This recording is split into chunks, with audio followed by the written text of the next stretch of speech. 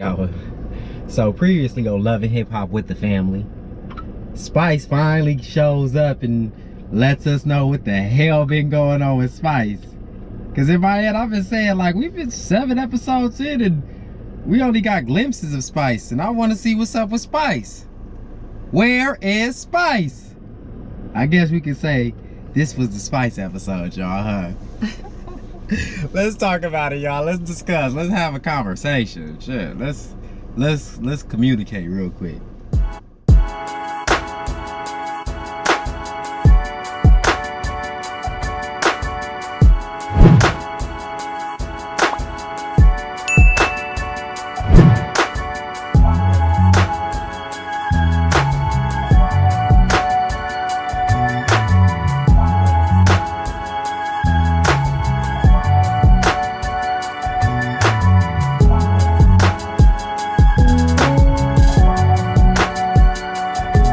What's up? This is Love and Hip Hop season 10 episode 7.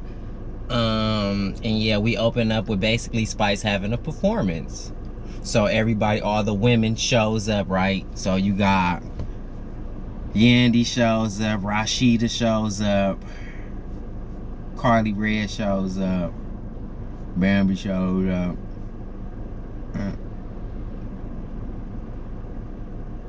I don't think Bambi showed up. No Bambi. Sierra showed up. Sierra showed up, right?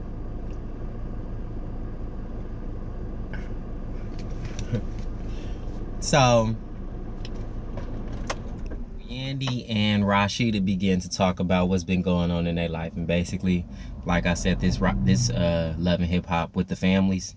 So everybody that we actually get to see, instead of them communicating, talking, they showing their family. So Rashida going through family issues with her family, talking about some, as the older they get, the harder the fights be. And it's true. It's true, because when me and my little sister go, we go. Me and my brother really don't go, because our brother's on another level than us. But yeah, siblings kind of get into it, and when they get into it as they get older, it's kind of harder, because now you at an age to where we don't really have to talk. But yeah. So then Yandy explains that she's going through stuff with a 16-year-old, and Rashida like, who's 16? Child, Yandy's like, yeah, Infinity, my foster daughter, Infinity. And Rashida, is it me, or did it look like Rashida kind of just dismissed that? She just was like, oh yeah, I'm praying that you get some closure, some fixer. I'm praying on that. Like for me, I'm watching, I'm just like, I don't know, something about that kind of just seemed like Rashida was blowing her off. So right after we get that, we get Spice coming out, shaking ass. She got a song with Shaggy, Sean Paul, and Spice, SSS. And yeah, it's lit. So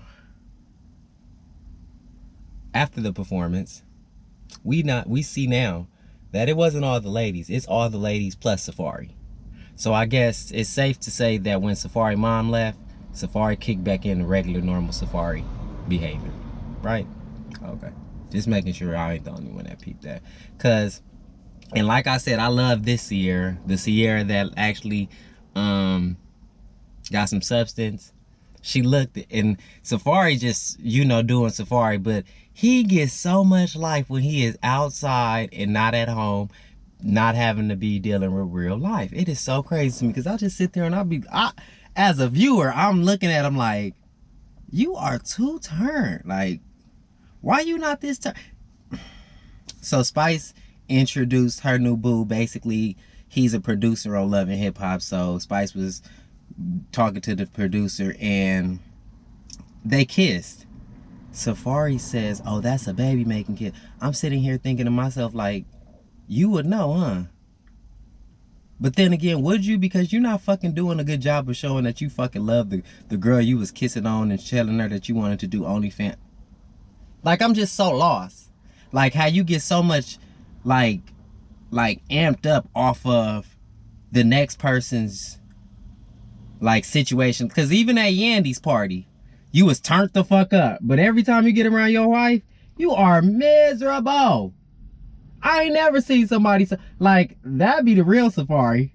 The Safari that when he around Erica be just like the lack of confidence, the fucking nothing to say, the nothingness of it all. Like, I'm sitting here just like, every time I see Safari, just, I get mad now. Because it's just like, wow, maybe it was just because your mom was in town that you had to clean up your act. I'm guessing that's what it was. Because now mom's gone and now you back to being normal ass, kitty ass Safari. God damn, I'm over here like, what the fuck going on? But Safari fucking flirting with the girls, and Sierra hit in the confessionals like, I'm just trying to figure out why Safari is at this damn, he been out too much instead of being at home trying to fix his family. Which is the truth. Like, what are you doing, bro? Like, you got so much emotional, what's the word I'm looking for? You got so much emotional fucking, emotional energy for other people's relationship that you do not show for your own. It's so confusing and mind-blowing to me, because I'm just like, every time I see you with Erica, you are depressed. You're miserable. You're not even happy. You can't even put off on the camera that you happy. Like, god damn, she over here begging you to be happy for her. Woo, shit, that couldn't be me. I'm over here just like, Erica, I fucking feel for you, bro. He is childish as shit. He makes me mad even just sitting here. I get hot thinking about how Safari, whew, my mind be blown, y'all. So after we get the whole Spice function, oh, my bad. Spice, everything Spice wanted to do, she manifested in 2020. 2021, basically. She was low-key for 2020 and manifested everything that she wanted for 2021, right? She got her kids that moved into her. She got a nice, beautiful home that she lives in now with her kids. And she got the man that she got, right? Boom. So Spice is doing it. Spice is on top of this. And what would this be, loving hip-hop with the family without Spice bringing her family on now? But of course, that's what she's going to do. Shit, everybody else is doing it. We ain't gotta even talk to each other. We just gotta low-key tell us what's going on with our family. The struggles within our family. Lord Jesus, the family hit, oh, child. So then we get Omeretta the Great. Omeretta the Great is at the cemetery with Khadijah, which is her sister. And she basically tells us that her and Khadijah talked about it ever since that situation with the big blow up with her mom and sister at that little exercise that they had. I don't know why, but for some reason I just felt as if for Omeretta the Great, with her having so much passion for what she was feeling, and that with her sister and her mom, with them being on the same side with each other and not understanding her pain, the way that she just kind of just told us, oh, me and my sister kind of just talked about it, and like we kind of had an understanding. So now she's at the gravesite with you. I mean, I understand, but it's like still to where I'm like, as a viewer, I'm like, you cheated us out of seeing that. We kind of wanted to see that because we needed to see where one agreed upon your side, your pain. You feel me? Like not agreed upon your pain, but kind of like understands where you coming from. But okay, to where Khadijah's telling her like you know, dad wouldn't want you, your dad wouldn't want you and your mom to be just like mom and dad to be just like, wouldn't want you to have the relationship you have, so you should try to fix it. Like, and you could tell like when Omeretta was at the gravesite, she just was in a different space to where she kind of, it didn't seem like she was in a place to where she was in trying to be any type of like combative, like, or like not understanding. She kind of just was like, yeah, I'm up, like it is what it is, I don't even care. Like that's where she gave us, like she didn't really care anymore, which I understood, which I kind of just like sometimes it's kind of like you got to understand. But at the same time, it did seem as if it was kind of just like, oh yeah, we kind of just moved on from this situation.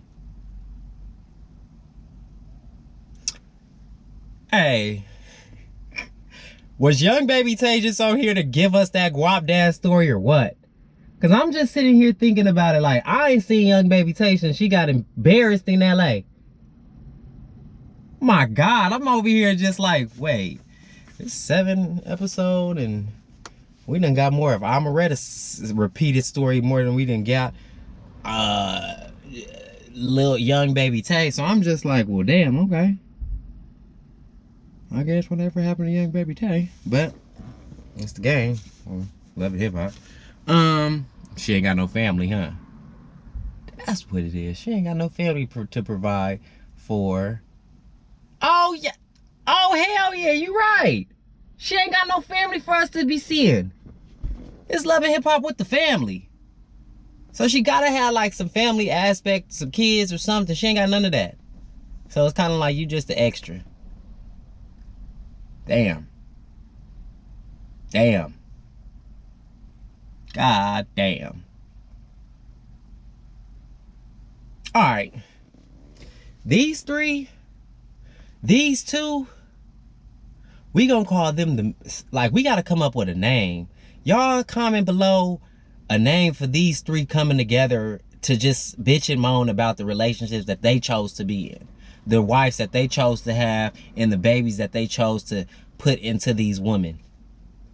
Bitch and moan, like that's, we gonna call Scrappy and Safari bitch and moan. So they get together cause, oh, me and BK real close friends. I was there when he proposed to Sierra Yachty. Like I said, Safari gets so much happiness and joy being not home around Erica that it just shows every time we on camera. It's like you see it now. Like I see it. I don't know if y'all see it, but I'm sitting here just like, God damn, you can't be. You got.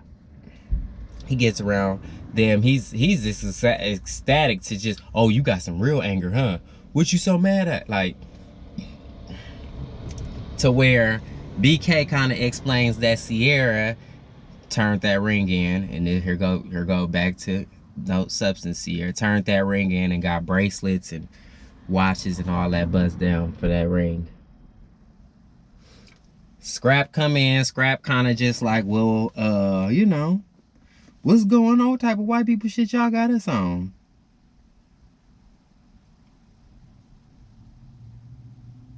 Okay. And then we get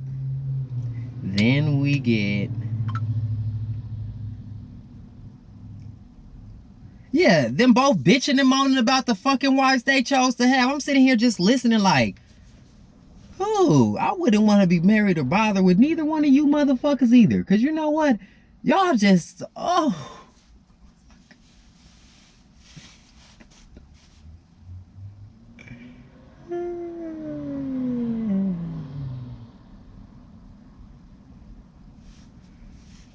Meanwhile, Safari's telling, okay. I'm just so thrown off because every time we get a scene with Safari with anybody outside of Erica, he's just happy as hell to just shit on his relationship that he chose to be in so publicly.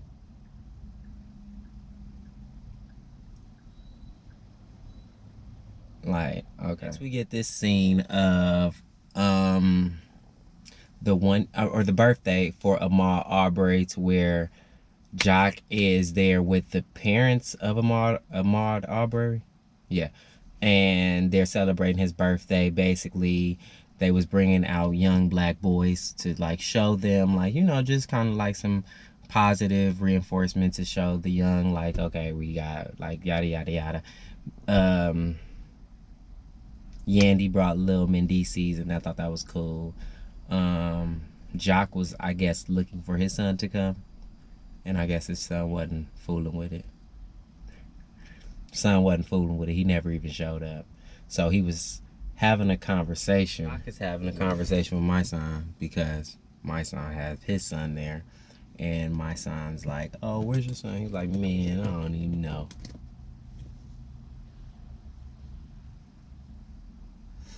So then Jock goes into a conversation to where,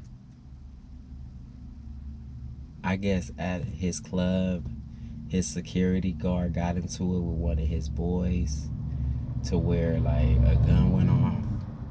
Some whole other shit. I'm just sitting here thinking like, Jock, you cannot fucking just sit here. First of all,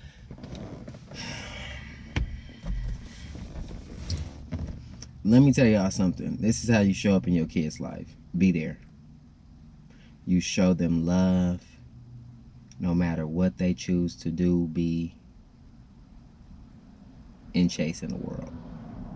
You show them unconditional love. You show them the ropes, but you can't show them the ropes if you have 3 kids this way, 3 kids this way, 2 this way, 4 that way.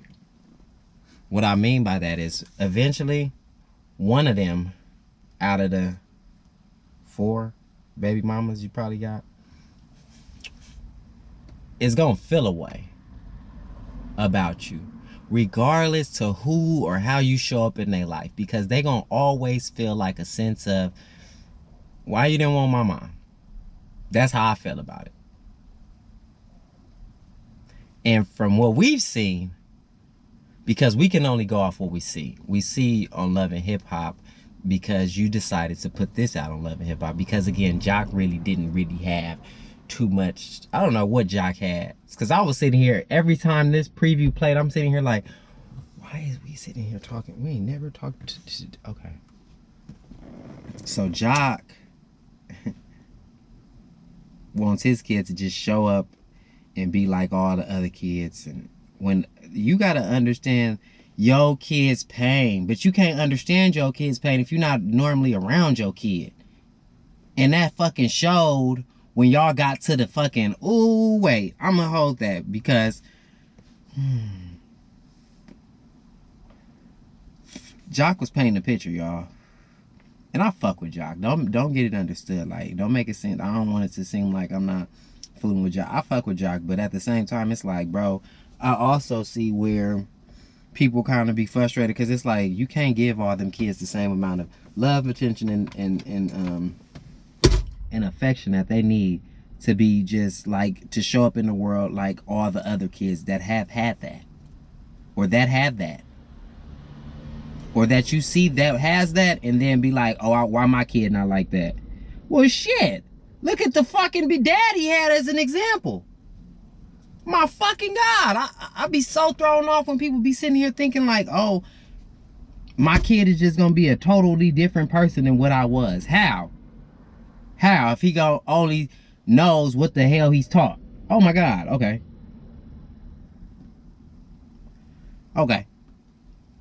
Andy is having a conversation with Ahmaud Arbery's mom. And you know, Yandy's for this type of shit. So it's like, yeah, like Yandy's, this is her wheelhouse, to where she's in this type of element with Ahmaud Arbery's mom. So I could understand where Yandy would be at placement with this and with Jock. So I appreciated seeing Yandy right there. Then after that, we see Sierra throwing a luncheon for Bambi and Erica to basically let them know about their baby shower that they throwing. To which Bambi rebuttals, I borderline finna divorce Scrappy. And she breaks down all the reasons to why. She just feels as if like he's not there to support her mentally. Like, he's more concerned about getting his music back on the map than his family. So, and Bambi's very clear in making her decision. She's like, yeah, I've already moved forward with the decisions of making my, like, I'm good. And you know, they all try to console her, but you could tell like she was like, when I'm out, I'm out. And you could tell like Bambi has always been like that. Like, Bambi, when she's in, she's in. She fuck with you, but Bambi's her own person. And she rock with her peoples. So she from LA. So she from Compton. So for me, I'm sitting here looking at Bambi like, yeah, she's done. She's done. And low-key, Erica's not too far behind. And Erica follows up with, yeah, like, you know, Scrappy, men like Scrappy and Safari, they're just not really in the real world. And they just and then you can see Sierra kind of just feeling bad, because she's like, damn, both of them are feeling like the same about how their baby daddies is their husbands, not even baby daddies, their husbands is treating them. Like, what's up with you niggas? Like, I don't understand sometimes, but you know what? That's not my fight for me to understand that. I just be like, hey, to each his own. I'll be here all season long. Shit. They both just, they just kind of fed up. Like, from the girl's perspective, they're fed up. The boys miserable and just fucking depressed when they around they fucking baby mama. They wives. Okay. So we get Omeretta the Great having a photo shoot, right? And her mom pulls up. She says she usually in photo shoot mode, with the problem with her mom is weighing on her, right? Mom pulls up. And for some reason, I just feel like this is a totally different energy in the mom that we got, right? So, which made me seem like this is really not real, or something's not authentic about this. Like, or maybe this is something that maybe, like, I watch other reviews, and on Spill It Boy TV, he said basically this problem seems like a problem that they've already dealt with, right? So for me, maybe it is a problem that they've already really dealt with, and we're just getting it. They just reenacting it, because I just know. I don't know. Like, I just feel like I know emotions. I feel like, or some degree of them, and I just feel like the way that she was able to just, the way that the mom was able to just understand her pain, her frustration, and then kind of like convey where she was coming from, to where her mom was kind of like, she gave me a different like, I'm sitting here like, this ain't the same mom that we was introduced to, that was really just like, I'm not apologizing for something I ain't do. Like, so for me, I'm just sitting here just like, I appreciate the scene, but at the same time, it's like something seemed kind of like not, I don't know. And then you just got the mom at the end like, oh, you look so pretty, can we go get some like lunch or something? I'm just like, I mean, I appreciate the sentiment, but it's like, at the same time, like, something was off about that for me. Like, it just didn't seem real authentic, or maybe it just seemed like, I don't know, the way that they just got over that. It was like, oh, we're pissed. 2 episodes ago, y'all was borderline pissed, walking away from each other, can't speak again. And in this episode, just from visiting the father, y'all, I don't know, y'all just get back to a good space. Because when I heard this mom talk this time, I'm like, oh, this mom is talking with understanding. She's talking with some type of sense, and type of, I'm trying to help you understand where I was coming from too. So it's kind of like everybody got their problem solved. But okay, you know what? I'm rolling. Omeretta the Great. That was her. Bambi ain't somebody you could just play with, because she got that LA spirit. So when Scrap tried, okay, before we get there, Scrap and Bambi, basically Scrap came into Bambi's shop so they could have a conversation.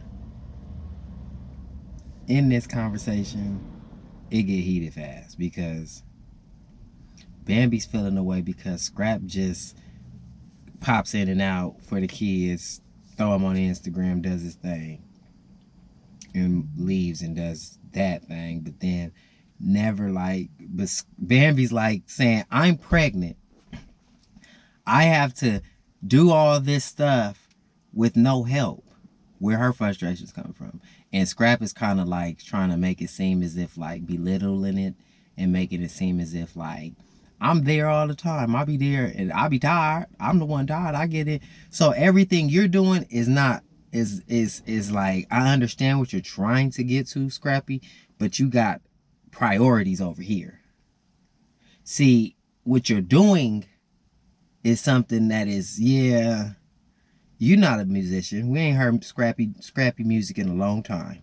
For me, I don't look at Scrappy and think musician now. I think reality TV. So for me, that's something that you're trying to get kicked back up, when realistically your priorities is over here with your wife and her mental health, right? and you kind of putting this on the back burner, your priorities, and making this little thing that you're trying to get kickstart back up, putting that first hand, right? So where Bambi is getting frustrated, it's like, nigga, we did this.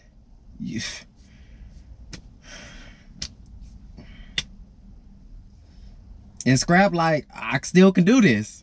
Shit, I still can do this. So, like I said, Bambi is not one of them people you can kind of belittle and kind of make it seem like you helped her out type shit, right? Because like I said, Bambi's always been this type of person. She's like a real person. She's LA through and through. And this thing got the Compton and Rosecrans shirt on right there. Did it there. I'm loving this because it's Atlanta. Compton and Rosecrans, baby, right down the street. So Bambi basically said, don't act, because he tried to say like, don't act like, don't never say thank you. Don't act like don't forget how you got this shot. And Bambi kind of basically says like, nigga, before you met me, I had money. Stop playing with me. When you was down and out, I had your back. See, because you tried to basically clown her and basically said you did for her and she's basically can't do it for you. When all she's telling you to do is handle your priorities. She's telling you basically she can't lift stuff, but when you're gone and have to be in the studio doing what you're doing, try to kickstart your career back up, she's doing the things that the doctor says she shouldn't do. So that's frustrating to somebody that's pregnant, that your priorities is kind of coming secondhand to... I'm over here trying to explain to somebody that just ain't gonna understand. I'm getting frustrated even just listening to myself talk about it. Scrappy, you wrong. You wrong. And for trying to basically shit on her and say, don't forget how you got this shot. No, you guys are a team. So no matter, even if she got this shot based off of you, your money, her money. Her money's your money. Not like that, but that's how y'all work. So for me, it's like, don't try to kick me and say like, oh, I did this for you, and then try to make it seem like I'm not looking out for your dreams when basically you're not even trying to do your priorities. And that's really what's important, your fucking priorities, bro. Same thing with Safari, fucking priorities. What's up with you, nigga? So like I said in the beginning, this is the Spice episode, right? Because now we finally getting all Spice backstory. So Justin is the new boo that's basically the producer from Love and Hip Hop, right? Justin, let me tell you something. So Spice has, I don't want to say she's kind of like pulled back what she actually is to kind of like make him more comfortable, but in my eyes, how I'm looking at this, it's like Spice is kind of pulled back what she is or how she normally comes off in the world to kind of make him comfortable, right? Because they got into a conversation about, okay, you know I'm finna have to go back on the road and have to pull back out Spice, right? The performer. And the blue hair got to come back out. So in my head, I'm just thinking like, well, if you want to wear blue hair, why is it a problem for him? If you want to shake ass, he met you shaking ass. That's my problem. Don't try to ever change nobody that you met doing something. If I met you doing this, now if you did this secretly and I didn't know about it and then I find out about it, that's something totally different. But if I met you, knew you was this, she's the queen of dance hall. I could not believe I'm sitting here listening to this man sit here and say, I'm not trying to see my woman shake ass on another man, basically. Well, that's Spice.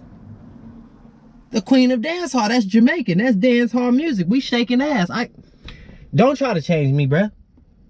Don't try to change me. Because if you try to change me, that means you don't like something about me. If it's something you don't like about me that you're trying to alter, that means you don't need to really necessarily be with me. I shouldn't be sitting here trying to alter myself to be with you. You should be in support, respect, and behind anything that I choose to do if you really like me, the person, right? But if you're sitting here getting swayed by, oh, I see this and I don't like to see that and this and that, I'm just sitting here like, what? Are you kidding me? You don't knock it off and go somewhere with that. Man, Spice, you better, Spice, or go. Go. This is the red flag. He just showed you the red flag. I'm looking at it dead as a viewer.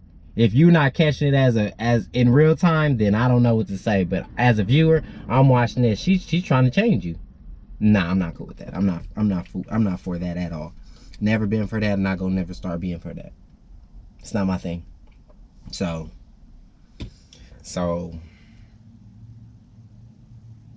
we get Jock basically meeting up with his son to find out why he didn't come to the thing, and the son just didn't want to come. You want to know how I know somebody from Atlanta? When they say "goddamn," just out of nowhere, like speaking in reference to something like some goddamn. I'm just sitting here like, that's an Atlanta nigga. I'm crying because that's really truly what he is. It's like, dang, Jock, that nigga really from Atlanta. So Jock basically tells us that they got into something heated to where a gun went off and he could have been the one that got shot, right? But the son is feeling like, as a dad, I don't feel like you should ever tell me if I don't do something. Like I said, ooh. As a son, as this is being his real dad, he feels like you should never tell me you will cut me off if I still choose to be friends with this person or not, right? So I take it back to the whole Yandy situation, because at first I wasn't even gonna bring them up because I'm so glad they didn't bring no Infinity up. Oh yeah, Infinity in New York, that's where she at. And I'm just like, see, that's where Infinity feels like if y'all was y'all real daughter or y'all real kids, y'all wouldn't just be so quick to just not discard me, but kind of just put me out because you felt disloyal. Like, I'm your kid. What the hell are you talking about disloyal? But okay, back to Jock. So Jock's son ain't with the bullshit. You could tell he ain't with the bullshit. Cause again, like I said, he probably feels like you use me for when you want to put one of your kids on TV. And I don't really like that. And Jock probably really don't really understand. That's probably where his frustration comes from. You probably don't even know his son's really frustrated. But that's where it seems. I don't know if it seems like that, because you never know. Jock probably could be an all-star dad behind the scenes. But I still feel like if you got several different kids from several different, baby moms, they kind of feel like they feel some type of like spice to the fact that you're kind of just like, then you pop up like I don't want to say it's the only seems like, because okay, moving on. So we get to Erica and Bam's baby shower brunch, right? That Sierra's throwing. The men get there, and like I said, these niggas,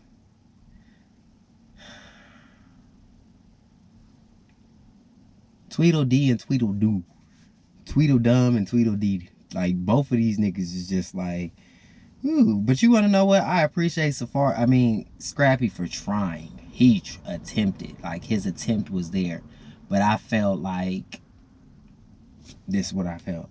Okay. So Erica, when she got there, because Scrap is like I said, Safari comes alive when there's people around. He gets turned up, like he feels like he got the audience. He could be Safari, Scrit, whatever he be saying, Safari, right?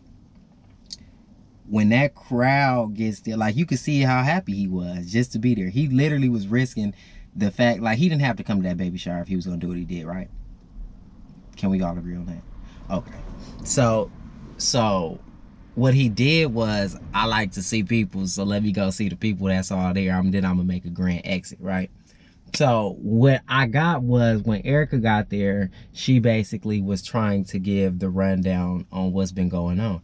Basically, Safari planned after this little baby shower thing, we were going to take a trip to Miami. And you want to know what I thought? He probably planned that post his mom coming, or when his mom was there, so it could seem like some good happy shit. But he really didn't want to do that.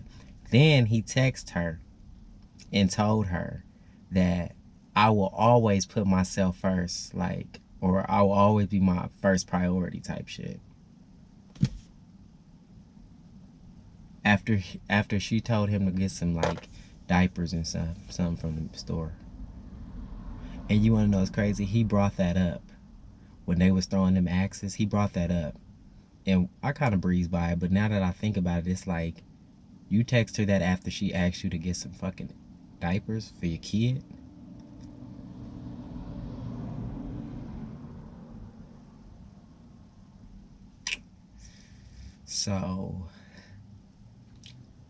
Safari, I guess, is hearing Erica basically explain to everybody what the fuck going on.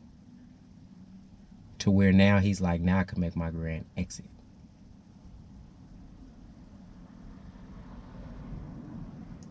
He's now telling everybody he's out. He dips and, you know, deuces, makes his grand ass exit. And you wanna know what's crazy? I appreciate Bambi because Bambi was kind of not feeling her husband either. She feeling like she want to divorce him, and Erica just, her baby daddy just left, her husband just left. So I kind of don't want Scrap to be here either. So I felt her in that aspect when she kind of just was like, because Bam came in there and she kind of, because Scrap tried to stay. Scrap tried to like be supportive and he just was going to keep his mouth quiet. I appreciate him for at least attempting. But that nigga Safari, you didn't even have to show up if you was going to be a big, total dumbass nigga like how you was, bro. Like, I'm sitting here just like, are you fucking? Like, man, Erica, you have some shit to deal with. That is crazy.